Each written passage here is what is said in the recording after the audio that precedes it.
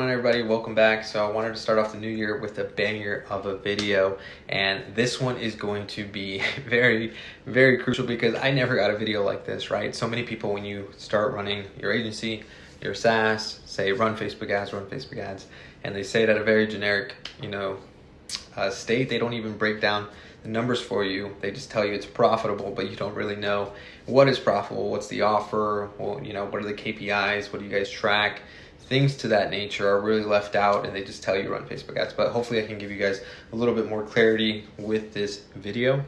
And again, I started my agency, SaaS agency, back in July, so quarter 3. So I wanted to walk you guys through my quarter 3 results of running Facebook ads. So from July, August, September, I'm gonna go over those results, and I'm gonna go over how we are able to get a 3 times return on our money.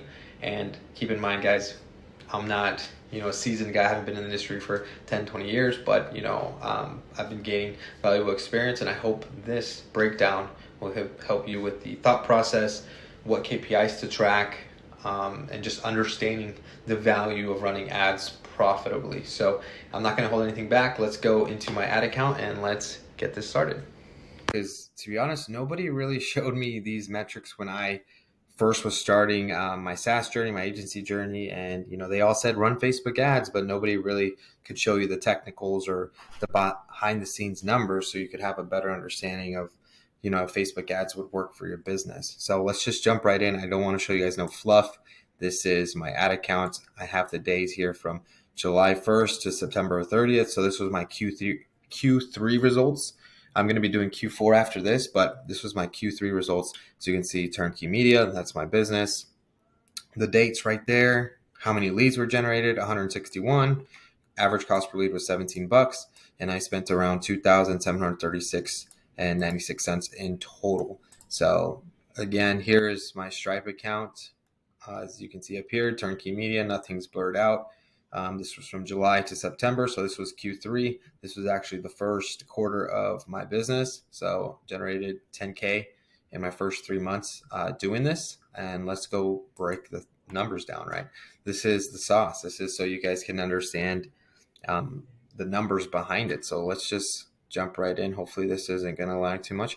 All right, so here we go. So this is the breakdown that I did. So the amount that I spent, 2,736.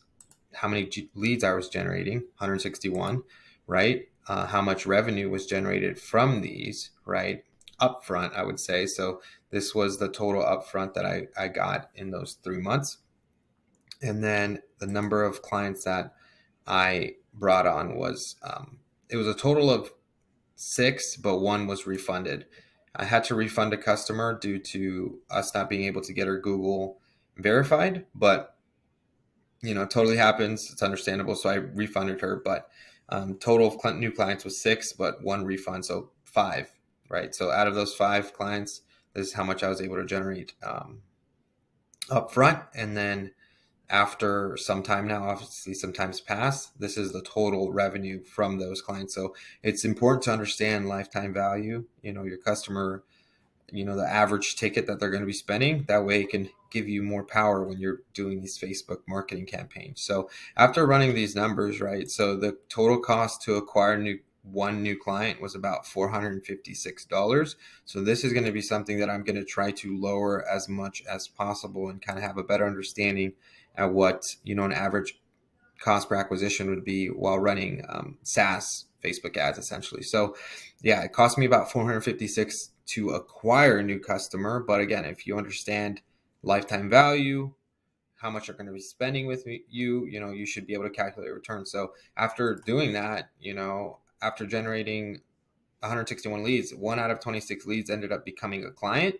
And the average spend within those 6 clients was $1,400, right? So I took the amount right here, right, and divided it. And the total generated was 8,400. So, the marketing that I spent on Q3, considering the month to month, the SaaS, and the ones I came to quarterly and yearly, as you can see, this was a yearly plan.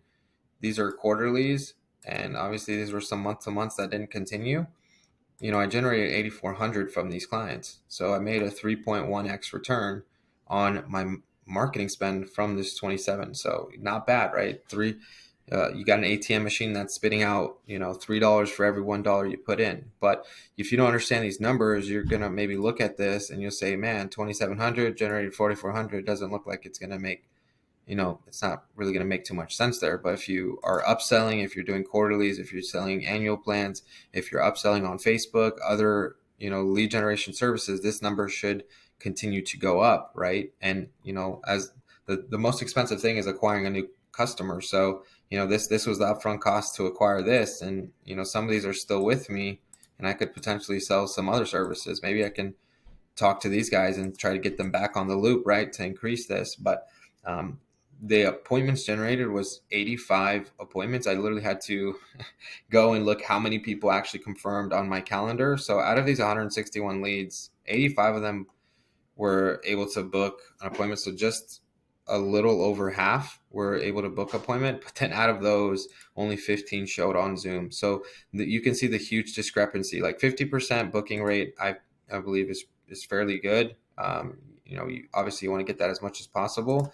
And I did have a VA to call some of these leads. As soon as I started, getting a no-show problem, I said, all right, I need a VA to kind of book these appointments, or I need to call these leads. So I hired a VA to actually call these leads and try to book them on my calendar and try to get a little bit more understanding, like their business information, how long they've been in business, if they're willing to invest in marketing. Essentially, that way we can either disqualify them, if they're like an e-commerce business or something else, or just try to build a better relationship with them to try to get them to show up, because 15 out of 85 is a pretty big gap there. So even now, I noticed, like, man, I could still probably go and try to rebook some of these appointments and make some more revenue to make more sense of this ad spend. 3x is good, but maybe I could make this a 4 or 5x, 10x, right? So out of those, obviously 70 no-showed, 15 demos, and then out of those 15 demos, I closed 6 clients. So my closing percentage is about 40%, which is pretty good. All these gurus and everybody will tell you, oh, I close 80, 90, 100%. But, I have yet to see somebody actually break this down like I have. That way I could get a better understanding, and if you're closing at 40%, 30, 40%, you should be good. Obviously, this is my first quarter in business, so I'm only getting better and better. So I'm excited to run my Q4 so I can see the growth and see maybe the changes, the differences.